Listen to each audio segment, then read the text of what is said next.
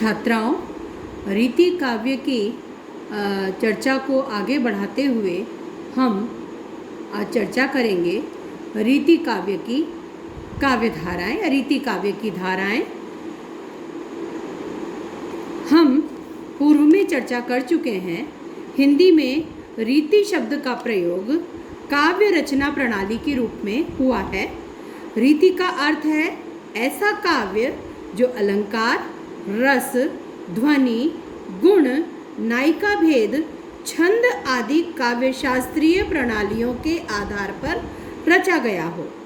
काव्य लक्षणों के आधार पर काव्य लिखने की पद्धति ही रीति के नाम से प्रसिद्ध हुई। इस युग के कवियों में व्यापक प्रवृत्ति रीति निरूपण की रही है और रीति निरूपण की यह प्रवृत्ति 3 रूपों में मुखरित हुई है और इस काल की कविता को भी 3 मुख्य काव्यधाराओं के अंतर्गत रखा जा सकता है। तो रीतिकालीन साहित्य है वो वैविध्यपूर्ण है, लेकिन 3 प्रमुख काव्यधाराओं में हम पूरे रीतिकालीन साहित्य को रखकर देख सकते हैं।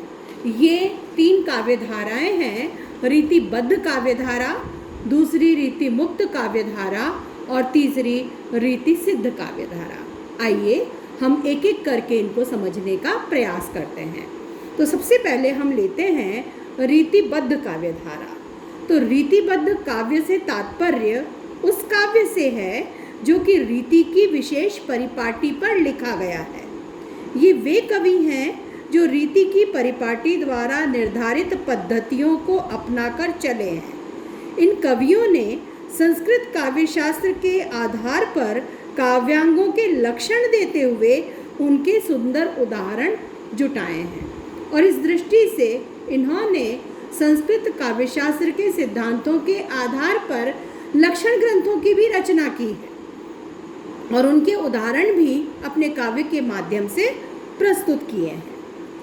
तो इनकी जो प्रमुख विशेषताएं हैं इस काव्य की, उसे हम इस रूप में देख सकते हैं कि पहली जो विशेषता मिलती है, रीतिबद्ध काव्य की कुछ विशेषताएं हैं जिनके आधार पर हम इसे रीतिबद्ध की श्रेणी में रखते हैं कि इन कवियों में आचार्यत्व प्रदर्शन की विशेष प्रवृत्ति हमें देखने को मिलती है। आचार्यत्व का प्रदर्शन भी करते हैं और रीति का विवेचन भी करते हैं। तो काव्य शास्त्रीय लक्षणों के संबंध में चर्चा भी करते हैं, उन लक्षणों पर भी ग्रंथ लिखते हैं, उनके उदाहरण स्वरूप भी काव्य लिखते हैं और अपने आचार्यत्व को स्थापित करने के प्रयास में लगे हुए दिखाई देते हैं।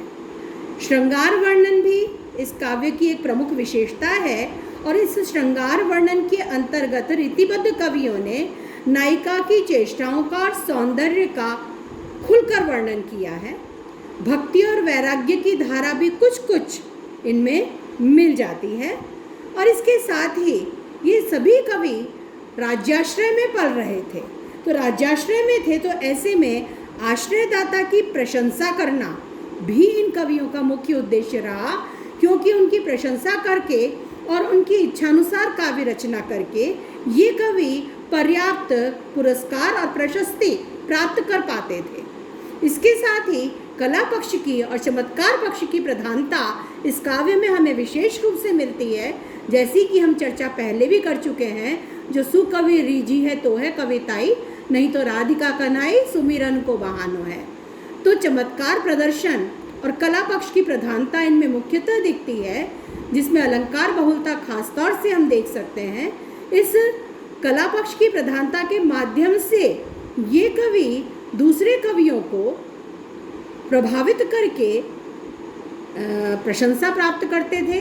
राजाओं को प्रभावित करके अपने उन चमत्कारपूर्ण उक्तियों के माध्यम से राजाओं को प्रभावित और प्रसन्न करके उनसे भी प्रशंसा, प्रशस्ति और इनाम आदि प्राप्त आसानी से कर लेते थे।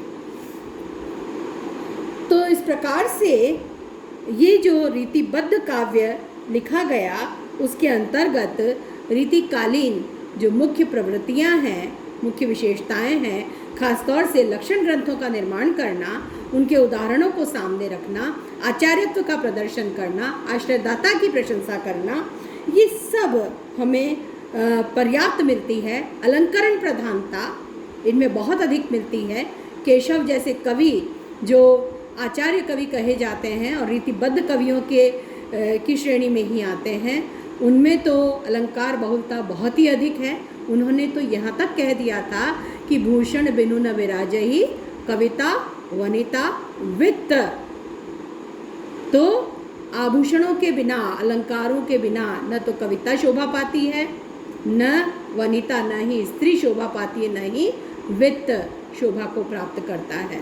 तो उन्होंने तो इतना अधिक आवश्यक अलंकारों को माना और अलंकार बहुलता भी इस काव्य में हमें बहुत अधिक मिल जाती है। तो इस काव्यधारा के, इस परंपरा के प्रमुख कवियों में हम केशव, देव, मतीराम, सेनापति आदि को मुख्यतः लेते हैं। दूसरी जो काव्यधारा हमें मिलती है वह है रीति मुक्त काव्यधारा। तो रीति मुक्त कवि वे कवि थे जिन्होंने इन रीतिबद्ध कवियों के समान लक्षण ग्रंथों का निर्माण नहीं किया। इसके अतिरिक्त इन्होंने अपनी अलग ही प्रकार की काव्य रचना की है। ये न तो कला पक्ष में रमे, न अलंकारों में इनका मन रमा, न सौंदर्य वर्णन, जो मानसल सौंदर्य वर्णन हमें रीतिकालीन कविता में मिलता है उसमें भी इनका मन नहीं रमा। इन्होंने स्वानुभूतियों की, अपनी अनुभूतियों की अभिव्यक्ति इस काव्य में की है। पूर्णतः स्वच्छंद होकर रीति मुक्त कहा है ना, ये इसीलिए क्योंकि इन्होंने ये किसी बंधन में, किसी बंधी बंधाई परिपाटी में बंधे ही नहीं है, उनसे पूरी तरह स्वच्छंद होकर इन्होंने काव्य रचना की है, इसलिए ये रीति मुक्त है। तो स्वच्छंद होकर के पूरी भावुकता के साथ अपने संयत प्रेम का चित्रण इन्होंने अपने काव्य में किया है, अपनी अनुभूतियों की अभिव्यक्ति की है, स्वानुभूतियों की अभिव्यक्ति की है। इस रूप में वैयक्तिकता भी इसमें मिल जाती है, क्योंकि इन्होंने जिस प्रेम को अभिव्यक्त किया, जिस प्रणय भावना को व्यक्त किया, वो इनकी अपनी वैयक्तिक अनुभूतियाँ थी, इनका अपना प्रेम था।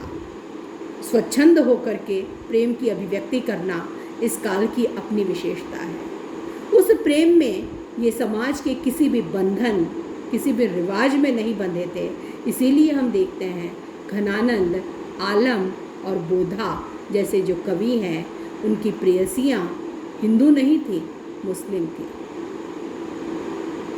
घनानंद की प्रेयसी सुजान मुस्लिम थी, ये हिंदू थे, लेकिन किसी बंधन में ये नहीं बंधे, किसी बंधन को इन्होंने स्वीकार नहीं किया और उन्मुक्त होकर के, स्वच्छंद होकर के, हर बंधन से मुक्त होकर के प्रेम के मार्ग पर बढ़े हैं। और इनकी कविता में जिस प्रेम की अभिव्यक्ति हुई है वो स्थूल नहीं है, मांसल नहीं है, दैहिक नहीं है, वो आत्मा से जुड़ा हुआ है, मन से जुड़ा हुआ है, उदात्त प्रेम है जो इनकी कविता में अभिव्यक्ति पाता है। घनानंद बड़े स्थापित करते हैं अपने मत को, अति सूध स्नेह को मार्ग है, जह नेक सयानपन बाक नहीं, जह साँच तल चले तजी आपन पो, जिजके कपटी जे निसाक नहीं। तो प्रेम बहुत उच्च आसन पर प्रतिष्ठित है इन कवियों के काव्य में, और इसलिए उस प्रेम का वर्णन जो है वो भी कहीं भी अश्लील नहीं है, कहीं भी शरीरी नहीं है, वो शरीर से परे मन की ओर बढ़ा है, मन से भी ऊपर आत्मा के उच्च सोपानों की ओर बढ़ा है।